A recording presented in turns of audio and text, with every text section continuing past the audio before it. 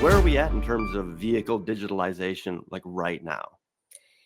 I would say in some parts very far, and in others still very much at the beginning. And I'm going to tell you a bit what I mean by that. I mean, not sure if everyone can relate here, but if you really look at the newest cars that are on the roads, right? These have a lot to offer. So they're all connected to the internet.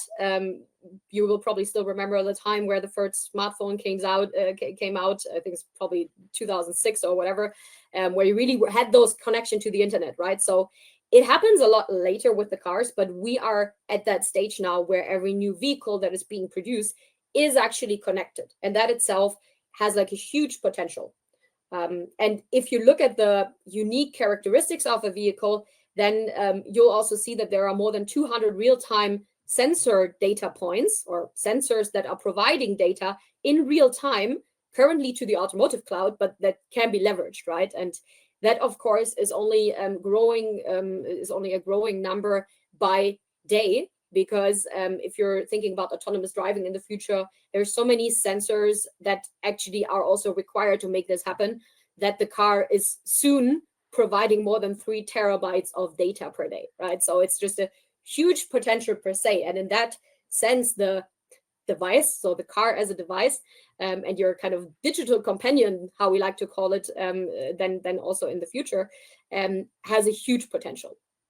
And when you're sitting in that car, then the question is also, what does that mean? So if you have all this data, and if it becomes more, digital companion, I just said, in your life, then the question is, how would that actually look like? And of course, you all know trends about driving less yourself and so on. We're not there yet at all. But what we already have today are huge car screens. Of course, maybe not 5 years ago, but we recently also did an analysis of how the car screens are going. And, the average car screen size is moving more towards 20 inches, with like selected cars already having 55 inches.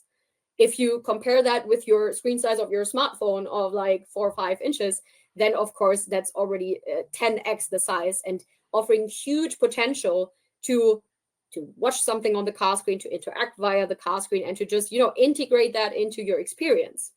But on the other hand, this experience is still lagging very far behind. I mean, everyone probably hears from the news how especially legacy car makers are struggling with the software, also struggling to adapt their business model a bit more to the needs that have been created by Tesla and the likes, just creating a very good experience and leveraging software-defined vehicles, which of course is a buzzword, but I think when you think about, okay, you want the car to become more of a living space rather than this device.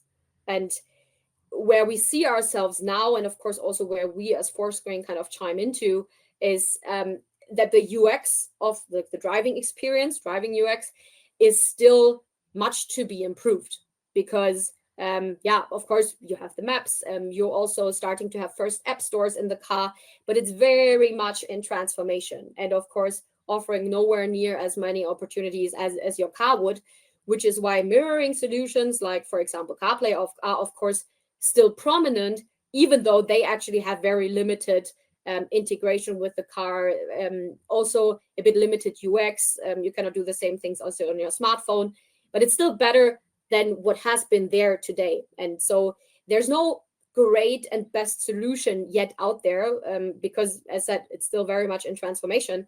But that's, of course, where huge opportunity lies then in the end.